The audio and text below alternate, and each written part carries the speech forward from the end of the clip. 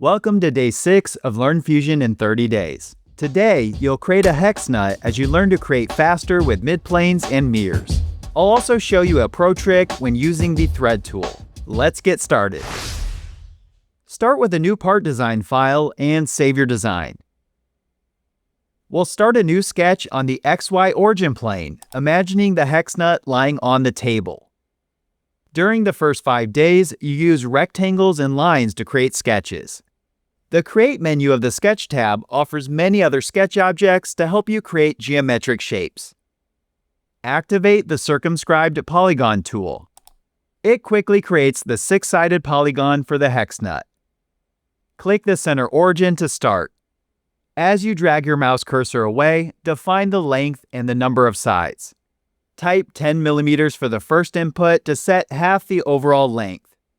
Press the Tab key to switch inputs, and enter 6 for the second input to represent a 6-sided polygon. Click to place the polygon without worrying about its orientation. The sketch is not yet fully defined. Activate the horizontal sketch constraint from the toolbar and select the top edge of the polygon. This forces the edge to remain horizontal. The browser should now display a red lock icon on the sketch, indicating you have fully defined the geometry. The hex nut will now only change shape if you edit the sketch and modify the 10 mm dimension. Press E to activate the Extrude tool and view the model from the home position. Define the extrude distance as 10 mm to set the total thickness of the hex nut. With a simple sketch and an extrude, you have created the overall shape of the hex nut. You will now add chamfered edges to one side, which you will later mirror to the other. Fusion includes a chamfer tool. However, the tool does not allow you to apply the chamfer in a circular manner. You can solve this with a simple triangle sketch that you will revolve around the center axis. Start a new sketch on the XZ origin plane. Open the origin folder in the browser. Right-click the XZ plane and select Create Sketch. Choose the XZ plane because it slices the 3D body down the middle of one of the vertices. You must choose the correct plane here, or you will not get the same results when you revolve the triangle. To sketch the triangle, snap to the corner edge of the 3D body. You can achieve this in 2 main ways. One option involves sketching the first line of the triangle and then using a coincident constraint to force it to the corner edge. The other option utilizes the Intersect command. Remember, on day 4, you used Intersect to create a point on each sketch profile for the loft rails. Activate Intersect and select the upper right corner. I will change the perspective so you can better see which corner intersects the active sketch plane. Keep the projection link checked. This ensures the point automatically updates if you change the size of the polygon sketch. You now have the purple intersected point for reference. Use the Look At button in the sketch palette to look directly at the sketch. Let's also hide the body in the browser so it's easier to see the sketch. Activate Line from the toolbar and click to start the line at the purple point. Define the length as 1.5 mm and click to snap the line straight down when you see the vertical glyph representing the vertical constraint. With the line tool still active, sketch the rest of the triangle without adding dimensions. Click to place the second line, then click the starting point again. It's okay for the triangle to be an irregular shape. We're going to use sketch constraints to fully define it. Start by activating the horizontal sketch constraint. Select the top line to force it to stay horizontal, ensuring it always matches the top edge of the 3D body. As you learn to fully define sketches, clear out any sketch tools with the Escape key and click and drag the sketch geometry to find the moving objects. Notice the upper left corner of the triangle still moves freely. We'll want to restrict these degrees of freedom to fully define the sketch. As discussed on day 5 during the ice cube tray lesson, use constraints over dimensions where appropriate. In this sketch, set the top line equal in size to the right line. Very important, make sure you click in space to deselect anything after you drag sketch objects around. Otherwise, sketch constraints may appear to be grayed out based on your selection. Activate the equal constraint from the toolbar and select both the top and right lines. The selection order does not matter because the right line already has a dimension. The underdefined object will always inherit the size of the defined one. Verify that all sketch objects appear black and fully defined and check for the red lock icon in the browser. While we're here, it's a best practice to rename your sketches and bodies in the browser. Clear any active commands with the Escape key. Click once to select a browser object and click again to edit the name. Take a minute to rename the two sketches and the 3D body. While this may seem unnecessary for simple models, this habit will pay dividends when you work on complex projects. Turn the 3D body back on in the browser and verify that your sketch profile aligns with a vertex of the polygon. Activate Revolve from the Solid toolbar. The tool should automatically select the profile since only one exists. If it does not, use this pro tip to select the sketch. Notice that the mouse cursor often prefers the outer faces of the 3D body. If you click and hold over the sketch profile, Fusion provides a selection menu, allowing you to select objects hidden behind others. Click to select the profile. Use the Z-axis as the revolve axis. Switch to the axis selector and select the Z-axis in the browser. The Revolve tool automatically changes the operation to cut because it detects the existing 3D body. The red graphic on the model also indicates that this profile will cut away from the body. Ensure you change your operation to cut before selecting OK. Most hex nuts are symmetrical, so let's mirror this over to the other side. To mirror, you need a plane or axis that slices the model in half. Since none of the origin planes align with this, head to the Construct menu and activate the Midplane option.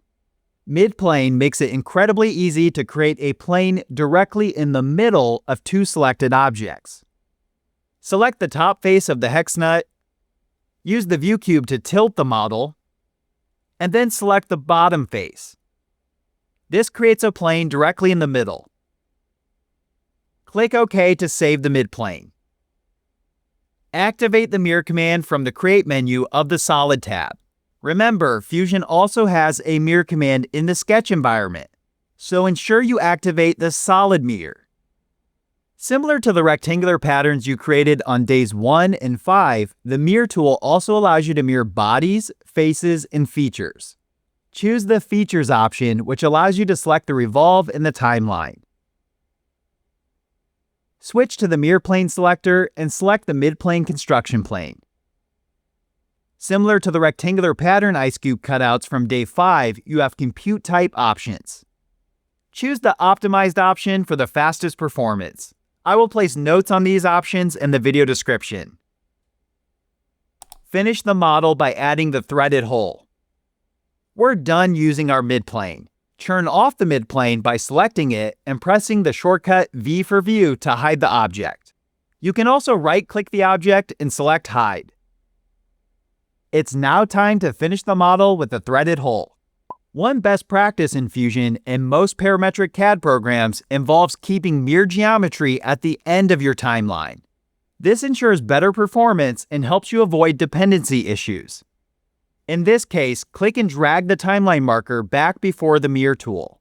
This allows you to add the threaded hole before the mirror command. Fusion offers a hole command, however, it does not allow you to chamfer the thread like a real hex nut. Instead, we'll create a manual hole and then use the thread tool. Press C to activate the circle tool and choose the top plane as the sketch plane. Start at the center origin and define the diameter as 12 millimeters. Activate Extrude with the letter E for Extrude and select our circle profile. We want this hole to always span the full height of the 3D body by setting the extent type to All. This setting ensures the hole always cuts through the entire thickness even if you update the height of the hex nut later. Verify that the operation cuts away the existing 3D body before clicking OK. Let's now add a chamfer to the hole. While the fillet tool creates rounded edges, chamfer creates beveled edges. Activate chamfer from the Modify menu. Select the edge of the cutout. Change the type to distance and angle. Then, define the distance as 0.5 millimeters and the angle as 45 degrees. Finally, activate the Thread tool from the Create menu. Select the inner cylinder face to apply the thread. Very important, you must check Modeled if you want the thread to affect the actual 3D body. Otherwise, Fusion defaults to representing threads with a static image that does not affect the model upon exporting. This helps reduce latency in large files containing hundreds of threads. For a 20mm hex nut, use the standard pairing M12 x 1.75. Keep the thread type as isometric profile and change the size to 12mm. Fusion often detects the hole size and sets this for you automatically. Ensure the designation reads M12 x 1.75. If you click OK now, you will notice the thread does not start inside the chamfer. A functional hex nut requires the thread to begin inside the chamfer. Double-click the thread in the timeline to edit it. Uncheck the full length option. Notice the arrows point downward. You need them to point in the other direction so you can drag the thread into the chamfer. Here's a pro tip on how to fix this. Let's select the thread command in the timeline and press the delete key to start over. Fusion determines the starting direction based on where you select the cylinder face. Reactivate the Thread tool. Instead of selecting near the top, select near the bottom of the cylinder. This behavior is not very intuitive. Let me know in the comments if you think Fusion should add a flip button for these directional arrows. Check Modeled again and uncheck Full Length. The arrows should now point toward the top. Set the length to 9.5 millimeters. Take a minute to verify that the rest of the settings defaulted to the correct sizes. Click OK to save the thread. We can now drag the timeline marker back to the end of the timeline. Since the mirror tool did not originally include the chamfer, you must add it now. Let's edit the mirror feature. Double-click it in the timeline. With the object selector active, hold the Command key for macOS or the Control key for Windows, and select the chamfer from the timeline. This allows you to select multiple objects. Click OK and notice that the mirror now includes the chamfer. Great job completing the hex nut. I will see you on day 7 where you will learn to project geometry, one of the most critical commands for building intelligence into your models.